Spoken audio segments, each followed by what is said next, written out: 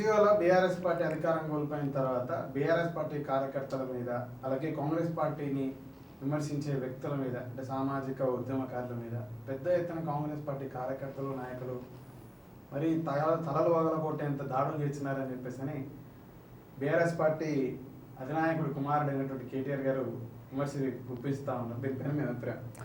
ముందుగా నమస్కారం అన్న.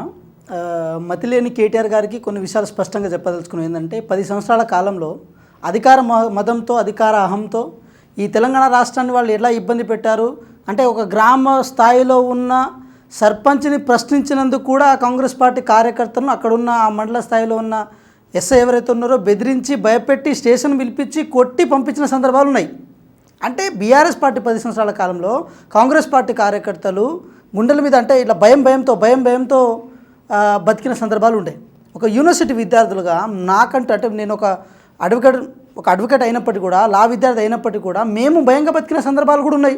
ఏ క్షణంలో మా రైట్ టు ప్రైవసీ వైలేట్ అవుతుందో మేము ఫ్రీగా ఎక్కడ తిరగలేకపోతున్నాం, బయట కూడా పోలేకపోతున్నాం అన్న సందర్భాన్ని మేము తీసుకొచ్చిన అంటే మాకు వచ్చిన సందర్భాలు ఉన్నాయి.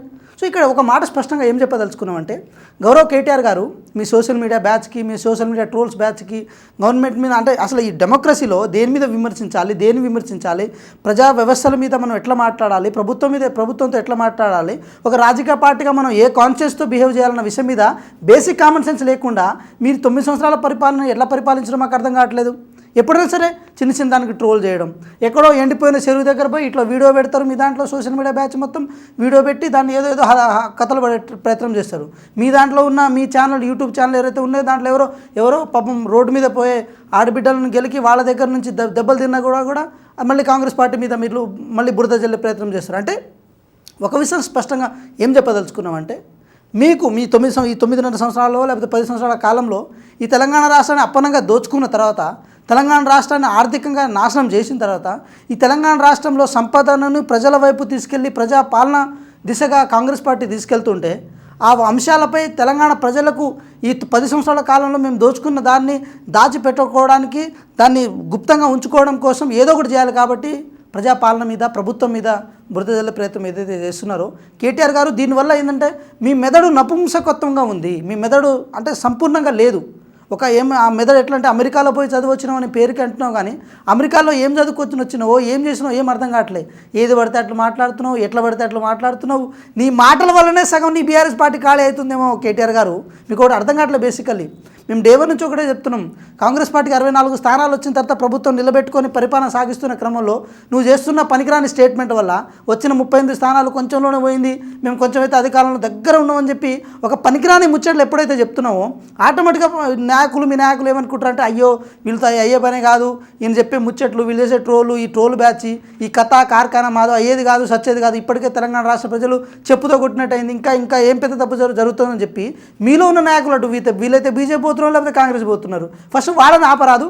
పోటీ చేస్తా అంటే కూడా అంటే ఇట్లా చెప్పుకోవడానికి కాదు, కానీ పోటీ చేస్తా అందుకే పార్టీలు మారుతా ఉన్నారు. బీజేపీ పార్టీకి కాంగ్రెస్ పార్టీకి ఎందుకు పోతున్నారంటే బీఆర్ఎస్ పార్టీ కార్యకర్తని మీరు గ్రామాలలో పెద్ద ఎత్తున దాడులు చేస్తున్నారని కేసులు పెట్టడం, కొట్టడం. ఒక మాట ఏంటంటే ఈ 2 నెలల కాలంలోనే ఇంత జరిగిందా కేటీఆర్ గారు? కనీసం సిగ్గుశరం ఉండి మాట్లాడాలి, ఒక అర్థం ఉండి మాట్లాడాలి. దాడుల విషయంలో కానీ, దౌర్జన్యాల విషయంలో కానీ, బెదిరింపుల విషయంలో కానీ, నెపోటిజంల విషయంలో కానీ మీకన్నా దరిద్రమైన పరిపాలన ఈ 60 సంవత్సరాల కాలంలో ఏ రోజు కూడా కాంగ్రెస్ పార్టీ కానీ మిగతా పార్టీలు కానీ చేయలే. ఈ 10 సంవత్సరాల కాలంలో ఈ తెలంగాణ రాష్ట్రాన్ని అప్పనంగా దోచుకొని మీ గడీలకు అంకితం చేసిన ఒక దౌర్భాగ్య స్థితి మీది కేటీఆర్ గారు. అంత శుద్ధపూస మాట్లాడతారేంది? మీరు సాంప్రదాయాలు, మీరు శుద్ధపూసలు, మీరంతా కడిగిన ముత్యాలన్నట్లు మాట్లాడతారేంది కేటీఆర్ గారు? ఒక కానిస్టేబుల్ ఊళ్ళోకి వచ్చినా కూడా భయపెట్టిన సందర్భాలు ఉన్నాయి కేటీఆర్ గారు. ఈరోజు ఏదో కొత్తగా మాట్లాడుతున్నారు ఏంది? భయపెట్టి తీసుకోవాల్సిన అవసరం కాంగ్రెస్ పార్టీకి ఏముంది? కాంగ్రెస్ పార్టీ కార్యకర్తలు బలము. ఈరోజు కాంగ్రెస్ పార్టీ అధికారంలో రావడానికి కార్యకర్తలు, నాయకులు, ప్రజలందరూ ఒక తాటిపై రాగలిగారు కాబట్టి కాంగ్రెస్ పార్టీ అధికారంలో తెచ్చిపెట్టగలిగారు. మాకు ఇప్పటికిప్పుడు ఎవరిని చేర్చుకోవాల్సిన అవసరం కాంగ్రెస్ పార్టీకి ఏం లేదు.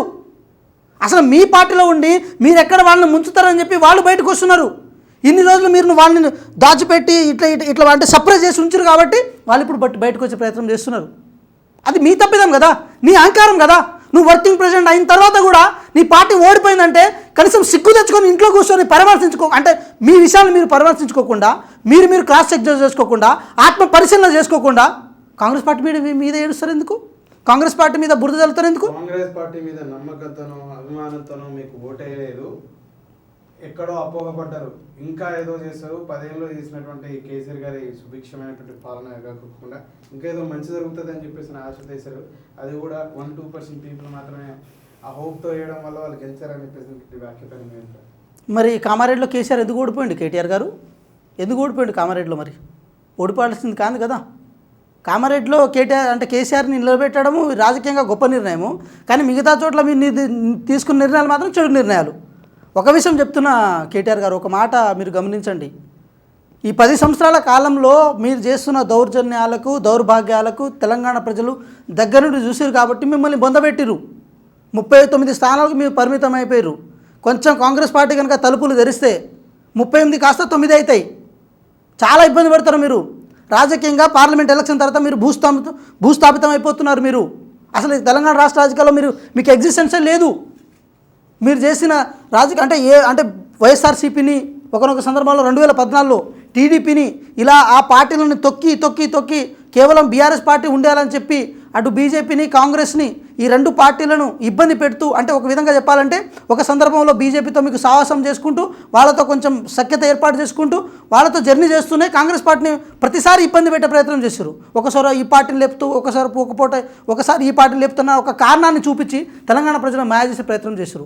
అంటే ప్రాంతీయ పార్టీలను ఈ తెలంగాణ రాష్ట్రంలో ఎగ్జిస్టెన్స్ లేకుండా జాతీయ పార్టీ అయిన బీజేపీతో సంసారం చేసుకుంటూ జాతీయ పార్టీ అయిన బీజేపీతో మీరు ఒక సఖ్యతను ఏర్పాటు చేసుకొని కాంగ్రెస్ పార్టీని మొత్తానికి ఆగం చేద్దామని చెప్పి అటు నరేంద్ర మోడీతో నువ్వు కలిసి ఆడిన నాటకంలో భాగంగా తెలంగాణ ప్రజలు అయ్యో ఈ నాటకం ఆడుతున్నారు, కేసీఆర్ చేసిన అవినీతిని బీజేపీ కాపాడుతుంది, బీజేపీ యొక్క ఒక ద్వంద్వ వైఖరిని కేసీఆర్ కాపాడుతుందని చెప్పి తెలంగాణ ప్రజలు అనుకున్నారు కాబట్టి కాంగ్రెస్ పార్టీ మ్యాండేట్ ఇచ్చారు. కాంగ్రెస్ పార్టీని తొక్కేయాలని చెప్పే ఒక కారణాన్ని ప్రతిసారి మీరు చేశారు కదా. కాంగ్రెస్ పార్టీ నాయకులని, కాంగ్రెస్ పార్టీ కార్యకర్తలను విద్యార్థి దశ నుంచి మొదలు పెడితే మెయిన్ పార్టీ వరకు అందరినీ ఇబ్బంది పెట్టే ప్రయత్నం చేశారు కదా. ఒకనొక సందర్భంలో కాంగ్రెస్ పార్టీని అసెంబ్లీలో ప్రతిపక్షంలో లేకుండా చేశారు కదా కేసీఆర్ గారు, కేటీఆర్ గారు. ఈరోజు అది మీ మెడకు చుట్టుకున్నది, ఆ పాపం మీ మెడకు చుట్టుకున్నది. ఈ తెలంగాణ రాష్ట్రంలో ఉన్న ఉద్యమ ద్రోహులని, ఉద్యమ ఆకాంక్షలను వ్యతిరేకంగా పనిచేసిన వాళ్ళని మీ పార్టీలో చేర్చుకొని తెలంగాణ ఫలాలను నిజమైన ఉద్యమకారులు కాకుండా ద్రోహులకు అందించే ప్రయత్నం చేసింది మీరు కాదా కేటీఆర్ గారు, కేసీఆర్ గారు? ఈరోజు కొత్తగా ఏదో మాట్లాడుతున్నారు కదా. ఇంకో విషయం మీకు స్పష్టంగా చెప్పాలి ఏంటంటే, మీ కుటుంబంలోనే హరీష్ రావు గారి రూపంలో మీకు ఒక పెద్ద బొంబార్డ్మెంట్, అంటే ఒక పెద్ద బాంబు మీ కుటుంబంలో పేలే ఛాన్స్ ఉంది. దాని మీద గ్రహించండి. కేటీఆర్ గారిని మీరు ఎంత హైలైట్ చేసే కొద్దీ కేసీఆర్ గారు, హరీష్ రావు గారు కూడా ప్యారలల్గా వచ్చి మీ కుటుంబంలో పుల్ల పెట్టడానికి రెడీగా అవుతున్నారు. ఏ విధంగా అంటారు? 100%. ఇప్పుడు రేపు అధికారంలో అంటే ఎంపీ ఎలక్షన్స్లో కనుక వాళ్ళకి మంచి స్థానాలు రాకపోతే 100% హరీష్ రావు గారు సొంత కుంపటి పెట్టుకుంటారు, లేకపోతే వేరే పార్టీలకు వచ్చేస్తారు. వాళ్ళ సఖ్యత ఉండదు, నచ్చదు. ఎందుకంటే ఇప్పుడు అసెంబ్లీ పిసిసి అధ్యక్షుడు రాష్ట్ర ముఖ్యమంత్రి రేవంత్ రెడ్డి మరో ఏక్నాథ్ షిండే కాబోతున్నాడు అని చెప్పేసి కేటీఆర్ గారు పదే ఈ మధ్యకాలంలో మాట్లాడుతూ ఉన్నారు. పార్లమెంట్ ఎన్నికల తర్వాత ఇది గుంపు మేస్త్రి ఎవరైతే ఉన్నారో తన గుంపును తీసుకొని బీజేపీలోకి పోతాడని చెప్పేసి అటువంటి వాదన తీసుకొస్తున్నాడు కదా కేటీఆర్ గారు. మేము ఒక మాట చెప్తాం. సందర్భంలో భాగంగానే ఇటీవల ప్రధాని మోదీ గారు వస్తే వారిని పొగడడం గుజరాత్ మోడల్ గొప్పదని చెప్పేసి అంటాడు. రాహుల్ గాంధీ గారు గుజరాత్ మోడల్ ఫెయిల్ అని చెప్పేసి అంటాడు. అలాగే అమ్మనే ఆదాయాలు దోచుకునేదని చెప్పేసి అంటాడు. ఇతని ఆదానితో వ్యాపారాలు మొదలెడతాడు. తెలంగాణ సంపదను ఆదాయానికి దోచిపెట్టడానికి గుజరాత్ మోడల్ గొప్పదని చెప్పేసి రేవంత్ రెడ్డి అంటాడు. బీజేపీతో సత్సంబంధాలు మెయింటైన్ చేస్తున్నాడు. బీజేపీలో వెళ్ళడానికి ఏ విధమైనటువంటి పొగడాలతో రేవంత్ రెడ్డి ముందుకు పోతున్నాడు అనేటువంటి వాదన పైన మీ అభిప్రాయం? కేటీఆర్ గారు అలియాస్ ట్విట్టర్ టిల్లు గారు ఒక మాట స్పష్టంగా ఏం చెప్పదలుచుకున్నామంటే, ఒక ప్రధాని హోదాలో తెలంగాణ రాష్ట్రానికి వచ్చినప్పుడు రిసీవ్ చేసుకోవాల్సిన బాధ్యత ఈ రాష్ట్ర ముఖ్యమంత్రిగా రేవంత్ రెడ్డి గారి పైన ఉంటుంది. రేవంత్ రెడ్డి గారు ఈ రాష్ట్ర ప్రజలకు ప్రభుత్వానికి ప్రతినిధి. గౌరవ ముఖ్యమంత్రి గారు అక్కడ వెళ్ళిన తర్వాత సభలు సమావేశాలు పెట్టుకునేటప్పుడు అంటే కేవలం రాష్ట్ర ప్రభుత్వానికి సంబంధించిన అంశాల మీద మాత్రమే వాళ్ళు మాట్లాడుకోగలిగిర్రు. ఇక్కడ మిగతా విషయాలను బీజేపీ పార్టీ ఎక్కడ డిఫెండ్ చేయలేదు. మీలాగా వాళ్ళతో దోస్తాన చేయలేదు, మీలాగా వాళ్ళతో సంసారం చేయలేదు.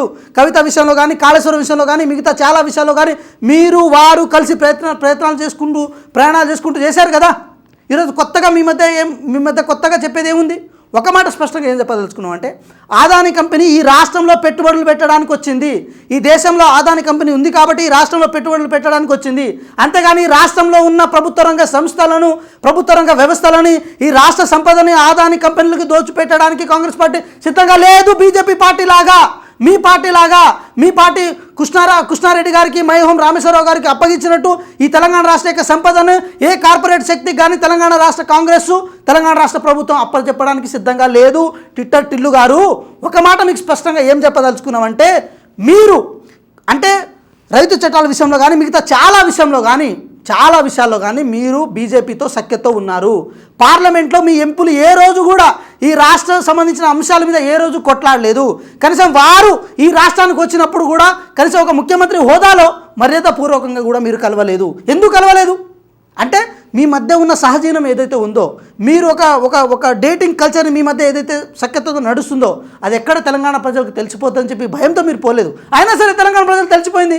మిమ్మల్ని బుద్ధి చెప్పిర్రు, మిమ్మల్ని చెప్పుతో కొట్టిరు, మిమ్మల్ని ఫామ్ హౌస్లో పడుకోబెట్టిరు, మిమ్మల్ని బయటికి రాకుండా చేసిరు. వెంకట్ గారు, ఇప్పుడు బేసిక్గా మీరు ఆ డేటింగ్లో ఉన్నారు. మీ కాంగ్రెస్ పార్టీ గెలుపులో బీజేపీ అడుపెరగని సహకారం చేసిందని చెప్పేసి బండి సంజయ్ గారిని మార్చి కిషన్ రెడ్డి గారిని పెట్టి మీకు సహకారం అందించడానికి, మిమ్మల్ని గెలిపించడానికి ప్రయత్నం చేసింది బీజేపీ అని చెప్పేసి బీఆర్ఎస్ పార్టీ నాయకులు వాదన. ఇప్పుడు ఒక మాట చెప్పదలుచుకున్నాము. 2014 నుంచి 10 సంవత్సరాల కాలంలో ఎన్డీఏ రూపంలో కేంద్రంలో వాళ్ళ అధికారంలో ఉన్నారు, టీఆర్ఎస్ రూపంలో బీఆర్ఎస్ రూపంలో వీళ్ళు ఇక్కడ అధికారంలో ఉన్నారు.